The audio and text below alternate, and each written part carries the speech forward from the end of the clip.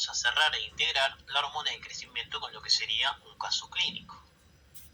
Vamos a ver un caso clínico, pero no algo clásico como un tumor secretor de hormona de crecimiento, sino algo más bizarro para que lo podamos cerrar o veamos cómo afecta a nuestro cuerpo. Traigo entonces a mi amigo Hwan Chul-soo, que es un físico-culturista coreano. ¿Qué pasa? Se vio que nuestro amigo coreano empezó a consumir hormona de crecimiento. O se sospecha, obviamente en estos torneos está prohibido, pero se sospecha que él consume hormona de crecimiento. ¿Por qué consumiría Hwan Chul-soo hormona de crecimiento? Y una de las funciones que tenía la hormona de crecimiento era mejorar y aumentar la masa muscular. Que vamos a ver que él se pone bastante contento porque realmente está dando funcionalidad, o sea, está generando un aumento de la masa muscular. Pero la otra función que tenía la hormona de crecimiento, ¿cuál era? El crecimiento longitudinal de los huesos. El tema es que una persona, una vez que llega a la pubertad, cierra los cartílagos de crecimiento y ya no crece más de largo. Pero ¿qué pasa si después de que cierre los cartílagos de crecimiento sigo aumentando los niveles de GH? Porque fisiológicamente los niveles de GH disminuyen una vez que yo supero la pubertad, porque ya no quiero seguir creciendo de largo como necesitaba antes. Si este tipo sigue tomando hormona de crecimiento, va a generar un aumento de la masa muscular, está más que claro, y un crecimiento de los huesos, pero no de largo, porque se me cerraron los cartílagos, sino que va a tener un crecimiento de ancho. ¿Qué quiere decir esto? Que la persona que tenga un exceso de hormona de crecimiento luego del cierre de los cartílagos no crece más de largo, pero sí empieza a crecer de ancho, que sería un crecimiento exagerado de los huesos de la cara, de las manos, de los pies, agrandamiento de lo que serían las vísceras. Y fíjense cómo nos podemos dar cuenta de lo que le está pasando a este coreano.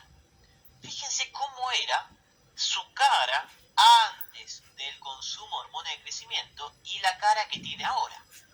Esta persona, al estar consumiendo hormona de crecimiento, aumentó su masa muscular, pero está generando un crecimiento de ancho de sus huesos. Fíjense el crecimiento mandibular, que no es por entrenamiento muscular, sino que es un crecimiento óseo dado por el exceso de hormona de crecimiento. De ahí que en casos en que yo tenga un exceso de hormona de crecimiento luego de la pubertad, la persona va a aumentar la masa muscular y principalmente va a generar este crecimiento de ancho. Traje a este lugar este caso clínico porque vamos a ver que hay enfermedades en las cuales hay un tumor secretor de hormona de crecimiento que tiene que ver con la acromegalia y con el gigantismo. Este sería un caso excepcional para que también recuerden que se encargaba de aumentar la masa muscular. ¿Y qué diferencia hay entre las enfermedades llamadas acromegalia y gigantismo? La acromegalia es un tumor secretor de hormona de crecimiento con el cierre de los cartílagos de crecimiento. Por lo tanto, al cerrarse los cartílagos, la persona empezaba a crecer de ancho.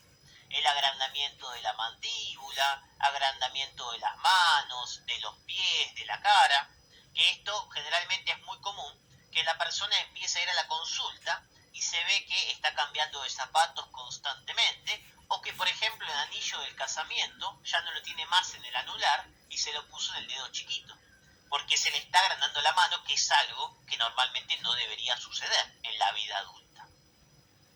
Mientras que el gigantismo también es un tumor secretor de hormona de crecimiento, pero hay otro problema en el cual no se genera el cierre de los cartílagos de crecimiento y no se genera la pubertad. Si yo nunca cierro el cartílago de crecimiento, el tipo no deja de crecer longitudinalmente o de largo.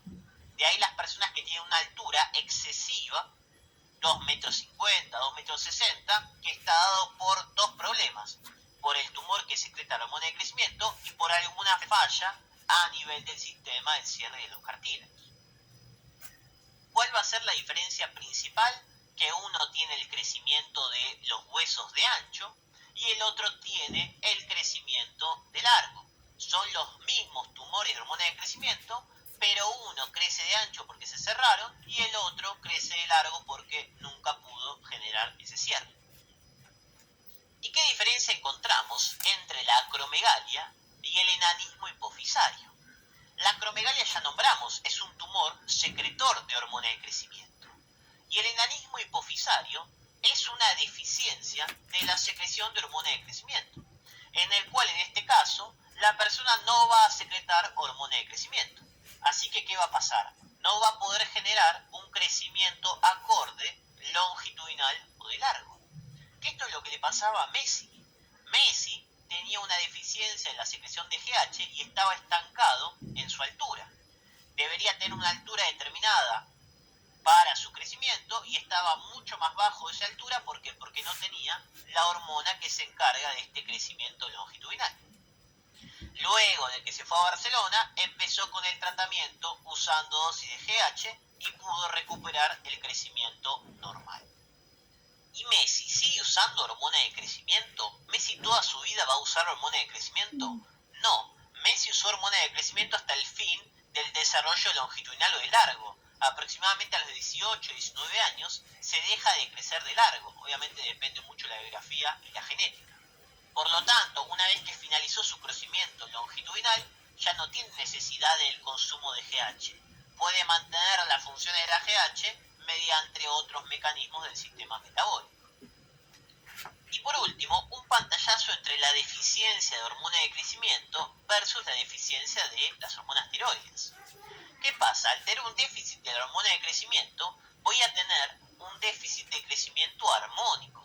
O sea que la persona va a estar disminuida en su tamaño, tanto a nivel de lo que sería tronco y extremidades. ¿Y va a modificar la hormona de crecimiento el desarrollo del sistema nervioso central? No, no tiene ninguna función con el sistema central, por lo tanto, la deficiencia de GH no genera cambios cognitivos. Únicamente la persona se queda pequeña, armonizada. ¿Qué quiere decir? Que tiene la misma forma, sus extremidades como su tronco y todo es pequeño. Mientras que la deficiencia de hormonas tiroides genera un déficit disarmónico y genera alteraciones cognitivas. ¿Qué significa disarmónico? Que puede tener un miembro o un lado más grande que otro. Ahora la disminución del crecimiento no es de todo el sistema o organizada al mismo tiempo, sino que puede ser de predominio de un miembro por sobre el otro. Esto tiene que ver con el mecanismo de acción. Las hormonas tiroides aumentaban a la IGF-1. Si yo ahora no tengo a la IGF-1, que era un factor que mantenía el crecimiento longitudinal, se me puede frenar el crecimiento de una zona o de un segmento de mi cuerpo y eso hace que tenga un déficit de crecimiento disarmónico, que haya partes o miembros que puedan ser más grandes o más largos que otros. ¿Y qué pasa a nivel central? Se generan alteraciones cognitivas. ¿Por qué? Porque las hormonas tiroides afectaban a nivel del cerebro. Entonces, si yo ahora no tengo esa mielinización que generaba las hormonas tiroides, sí voy a generar problemas cognitivos como era el concepto del cretinismo. Fíjense entonces la diferencia.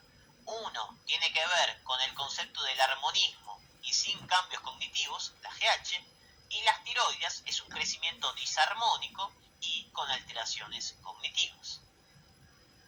Con eso cerramos estos casos clínicos y aplicaciones de diferentes enfermedades para tener un pantallazo en general. Muchas gracias.